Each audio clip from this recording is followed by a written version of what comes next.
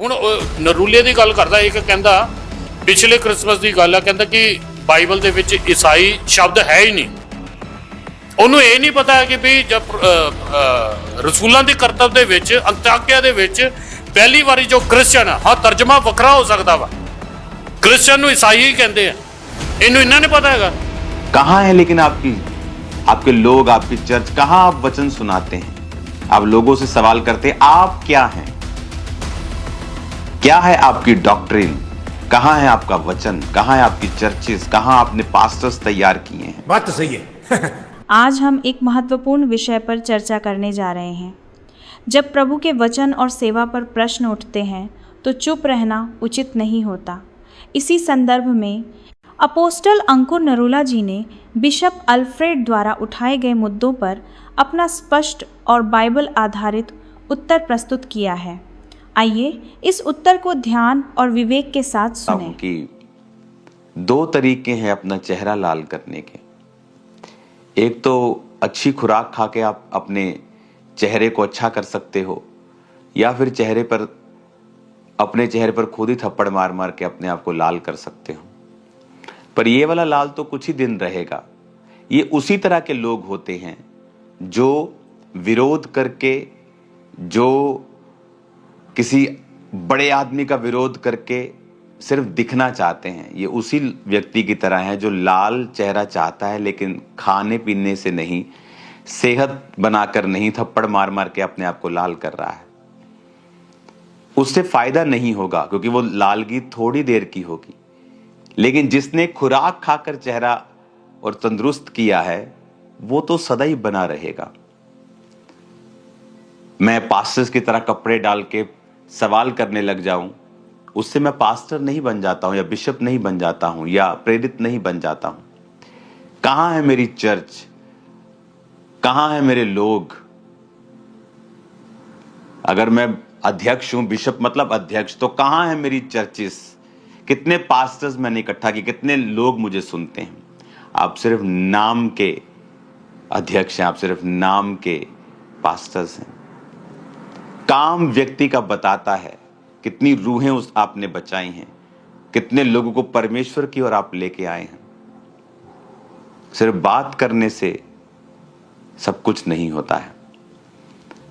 ये वो लोग हैं जो सिर्फ अपना चेहरा लाल करना चाहते हैं, दिखना चाहते हैं, पर ऐसी मशहूरी किसी काम की नहीं होती। लेकिन जिन व्यक्तियों ने परमेश्वर के लिए कार्य किया है, जो ये जानते हैं कि हमें स्पिरिचुअलिटी में बढ़ना है, वो स्पिरिचुअल लाइफ में जब बढ़ते हैं वो खुद ब खुद उनकी लाइफ पर एक ग्लोरी आ जाती है। खुद ब खुद लोग उनकी ओर आकर्षित होते हैं क्योंकि परमेश्वर ने उनको वो महिमा दी है, उन्हें वो ब्लेसिंग दी है, उन्हें वो अनॉइंटिंग दी है, उन्हें वो अभिषेक दिया है।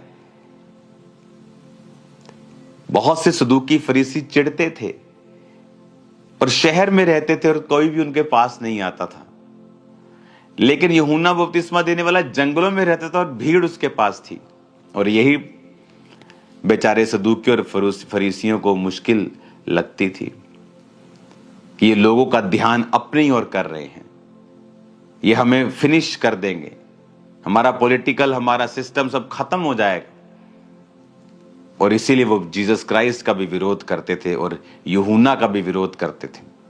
लेकिन उन्हें पता नहीं था कि उनका मकसद कोई पॉलिटिकल नहीं है, कोई सरकार बनाना नहीं है, कोई एमएलए बनाना नहीं है। उनका मकसद था परमेश्वर में लोगों को सुदृढ़ करना। और उसकी वजह से वो ज्यादा प्रेजेंस में रहते थे, खुदाबंद के साथ खड़े रहते थे, और उसी वजह से वो ब्लेसिंग, वो एक ग्लोरी, वो ऑरा जिसे आप आज की भाषा में बोलते हो, उनकी लाइफ पर रहता था। और वो दूर नहीं कर सकता कोई भी, वो दूर नहीं कर सकता कोई भी। वो ट्राई कर सकते हैं, लेकिन ट्राई करने के बाद वो ब्लेसिंग उन दूसरों की और बड़ी हुई उनको मिलती है। हालेलुया। अगर आपको कुछ अपनी लाइफ में करना है तो अपनी स्पिरिचुअल स्टैंडर्ड्स को बढ़ाएं। अगर आप झूठ नहीं बोलते लेकिन छोटी बातों में बोलते हैं, उसे भी बंद कर दें। आप व्यभिचार में नहीं लेकिन आंखों से अभी भी आप कुछ गलत देखते हैं, उसे भी बंद कर दें। आप और अपनी स्पिरिचुअल लाइफ को मजबूत करें, देन आपको प्रार्थना करने की भी कई बार जरूरत नहीं पड़ेगी। सडनली वो एक्सपेंशन, वो ग्लोरी आपकी लाइफ में परमेश्वर आपको देगा। हालेलुया। सडनली आप देखोगे परमेश्वर का आत्मा किस तरह से आपकी लाइफ में काम कर रहा है।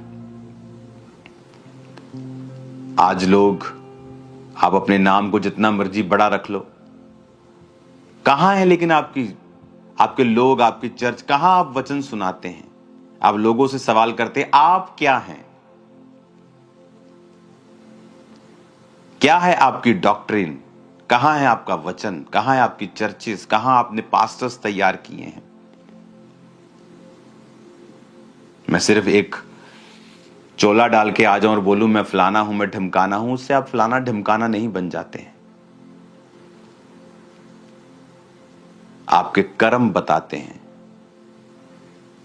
आपकी कॉलिंग बताती है, आपने जो काम किए वो बताते हैं। आप एक पास्टर हैं, आप एक बिशप हैं, या आप एक प्रेरित हैं, या आप कौन हैं? हालेलुया।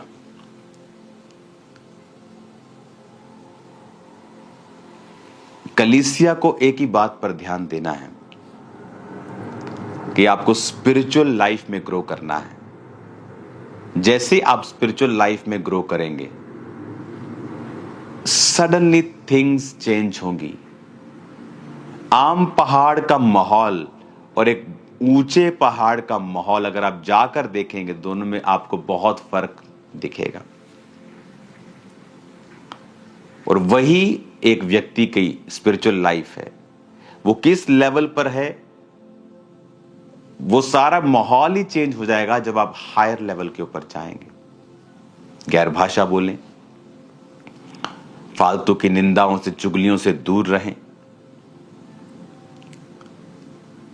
अपने काम से मतलब रखें, रूहों को बचाएं, पाप से दूर रहें। सडनली आप देखोगे एक बड़े काम को अपनी लाइफ में होते हुए। हम ये स्मरण रखें कि हमारी लड़ाई मांस और लहू से नहीं है, बल्कि अंधकार की शक्तियों से है। इसलिए यह अत्यंत आवश्यक है कि हम हर बात को प्रभु के वचन के प्रकाश में परखें और कलीसिया की एकता तथा पवित्रता के लिए निरंतर प्रार्थना करें। अंत में हम सबको एक दूसरे के लिए प्रार्थना करनी चाहिए, चाहे वह प्रेरित हों, बिशप हों या साधारण विश्वासी। प्रभु हमें सत्य, प्रेम और विवेक के मार्ग पर चलना सिखाए।